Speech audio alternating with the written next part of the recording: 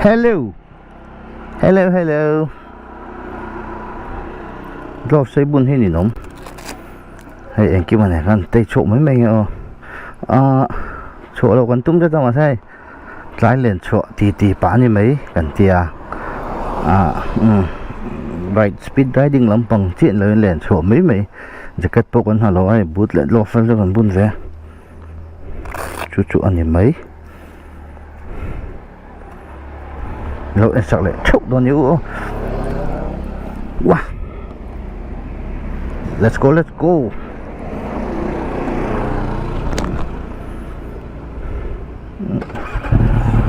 Tí phèn ô.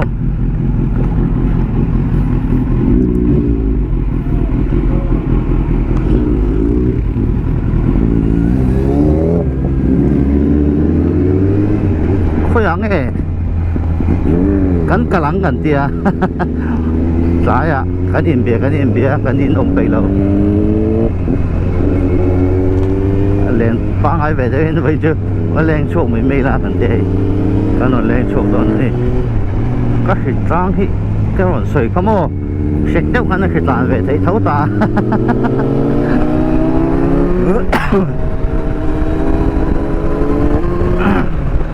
Các khu tụi nó cho khít sang ở lên tụi nó số bao nhiêu rộn khủ nó sao vậy bây giờ số mà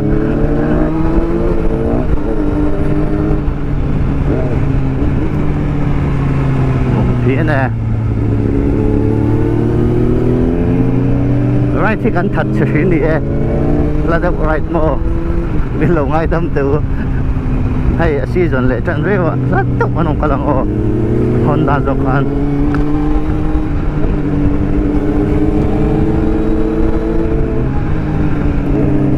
thấy với nè còn chuột nó đôi mì cái gì mà sẽ bị chết luôn nhỉ lên chuột tay bên vẫn chưa chuột còn cái gì hay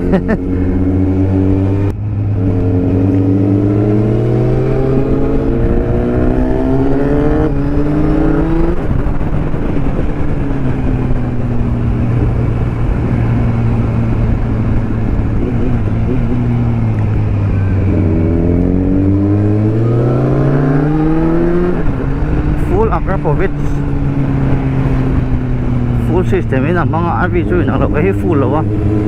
kena start check kan sata so up here racing use more system arang lutok repop tu mai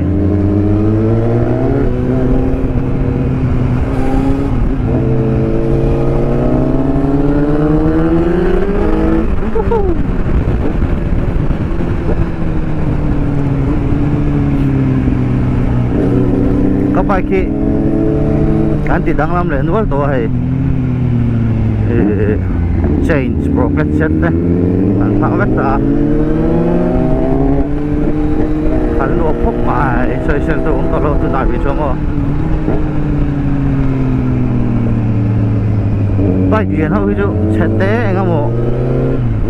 địch lâu cái khiết nó tụi mùa thố mà nó to engine nó chặt bọc xìa trôi nó bọc xìa bike để hậu ạ anh mắc problem lâu anh chỉ khai tạ cho một liền thấm anh dễ là một cái rồi áp kể thế hi tai à thế hi mua bấm rượu hết thế hiện handling cái địch lâu hoa việc dễ là một cái rồi ama anh lâu chỉ đã lâu cho nên cô right luôn qua sensitive thế là cần xoay số là vâng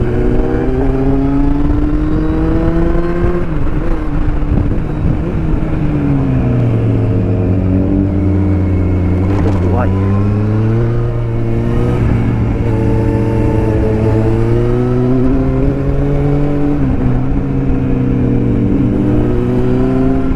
anh kim có hi ăn áp phần đủ tầm tối nào mà tiền đều mà riding fun này cái hồ anh buổi cho nó sẽ để profile tên này vậy mà từ lại chưa mình coi là cả anh train về răng bốc xì bốc sở hầu provide tê lìn thỉnh thoảng là mất trong tên thì họ phản bể vết bốc xe mà cuối cùng mày cốt sẽ tê à căn đồn report rồi hình chưa ở chân chín căn đồn comeback lệ phép toán online nó phụ phụ ha với chơi anh kia mình nhận chứ căn đồn là ngã đồn việc khu hi lô vô tổ cũng vậy thì tôi nói với là handling hi akhiat thấy tay à hi lum har khat akhiat về đâu lắc tôi nói đi là tổ bốc xe mồ tôi đang rằng đã thùng đã về lâu đâu ạ đã thùng là chia chuyện chứ đi lấy chân về là một lại gắn chủ hay là gắn lái chủ thì tiếc lái mà cũng trở thấy là còn chênh mà hốt mấy lái cho nhìn động lực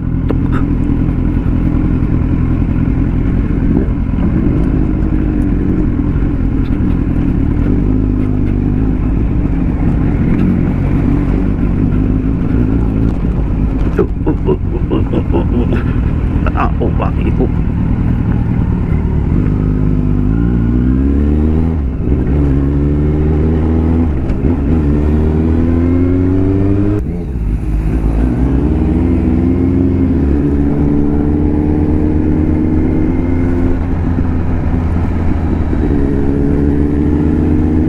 rock cho văn buồng mà sẽ anh biết chiến gì là xịt lái chung không yêu chia đâu lắm bằng chú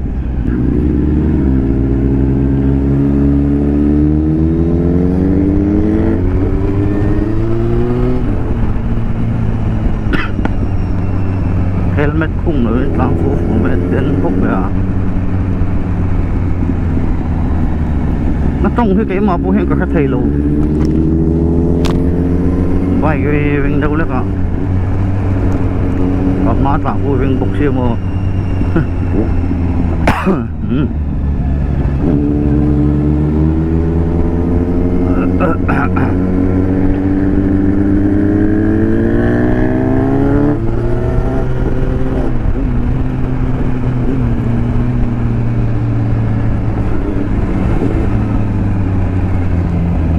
cái thịt lang đâu bốc xe cái trong cái túi là hả cái đang ở road đó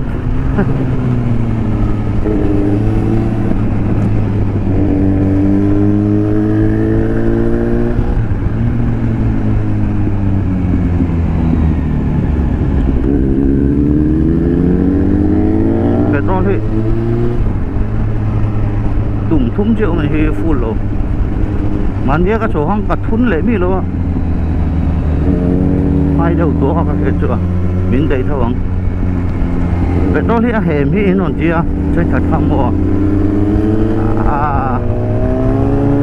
vay đắng này chỗ còn phải gì đâu hết tiền á cruise mấy chỗ nó hệ em biết lâu à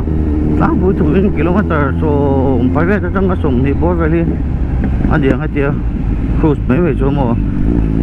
mà sẽ anh lâu chuan tàn chặt chuan in đốt cái này vậy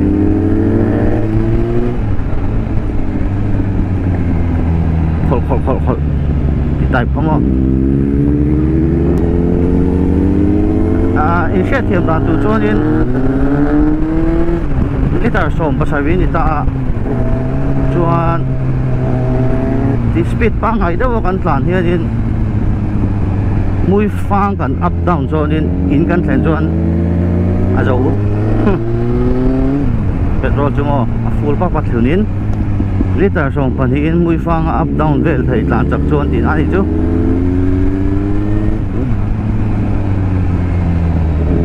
hai thì sẽ thiểm mấy những chứ máy lên sẽ cắt chút về vắt máy lúa cái mặt hiểm mồ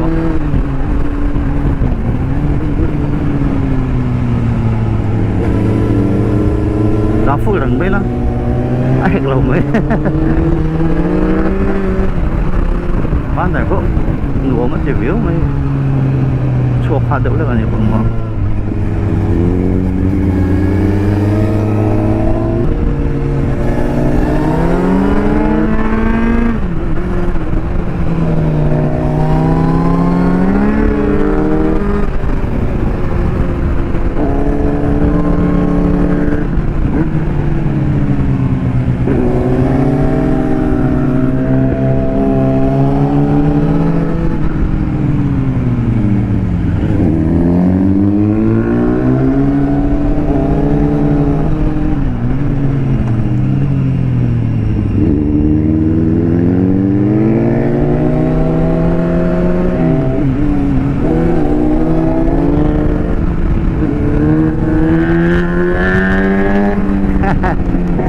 วิ่งถุยๆไปต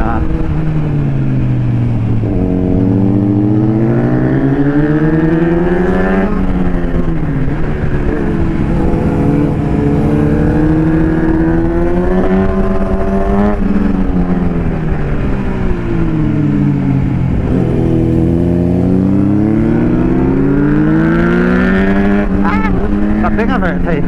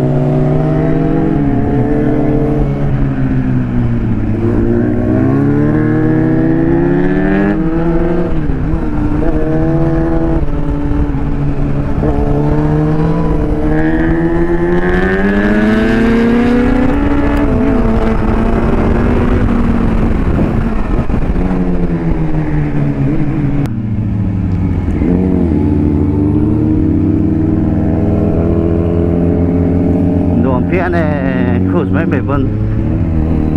mà sẽ nuốt vàng khó đến biến còn dây pera lùng hoan mơ ai còn đi bốc bụng mấy không hỏi ạ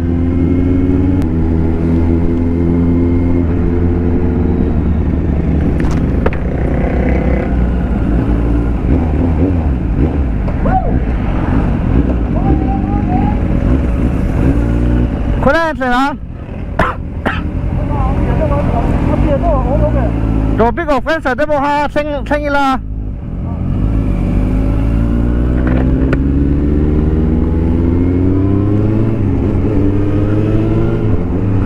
bên anh trả nó đủ mà thật lại cũng sẽ xin thằng xanh ăn gần chứ xanh mát rất biết được vào cái lẻng cẩn thận bị cái hiện mới nó lệ chỉ nó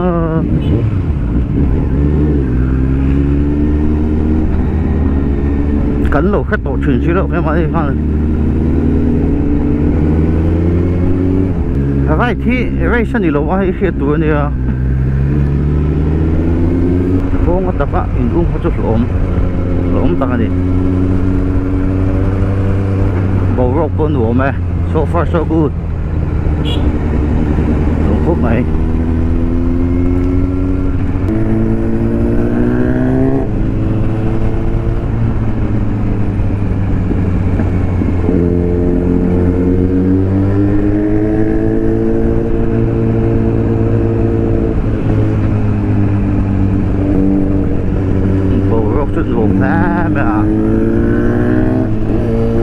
sẽ lúng rất thôi thì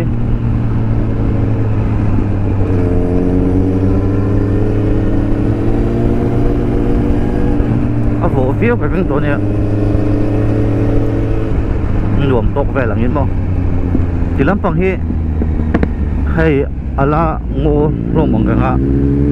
อัพโฟดดูผมไม่ใช่สิ่งร้ายไปจนมองมุ่งต่างอันอัพโฟดอ่ะ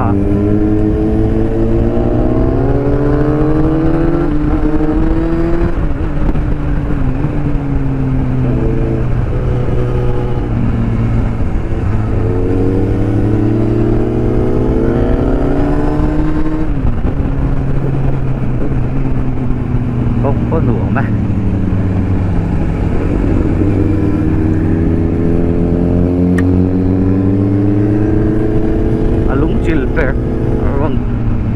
câu chuyện cái helmet là cái đủ rồi bây giờ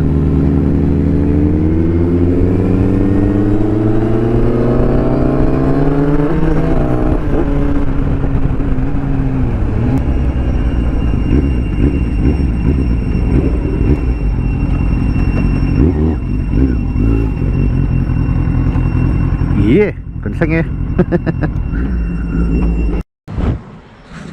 khi lại anh ôm nó lại ha bả luôn tụi cái này hay son thảm rồi anh thiêu ra cái này hay uống trái anh cà phê nghe có tối liền là tầm khóc mấy với chú mò hay nó nhìn dưới ấy hiểu nó nhìn dưới đùa đùa mấy à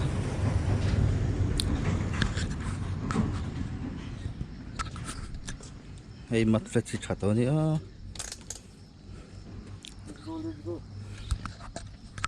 let's go camera mà hit around về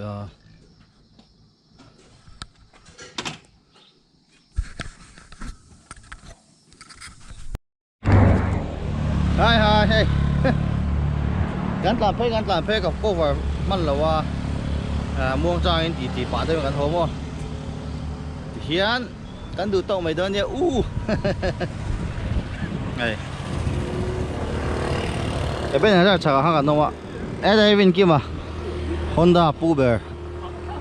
เราดิ้งเว็บบอกไอ้ขันยินโต๊ะค่ะวินกี่มาเจอกันหัวโดนนี่โอ้กันชนะได้กันมีเราไลค์มีเราสับปะการ์ดูข้ากันส้มเลยวักเจ้าโอ้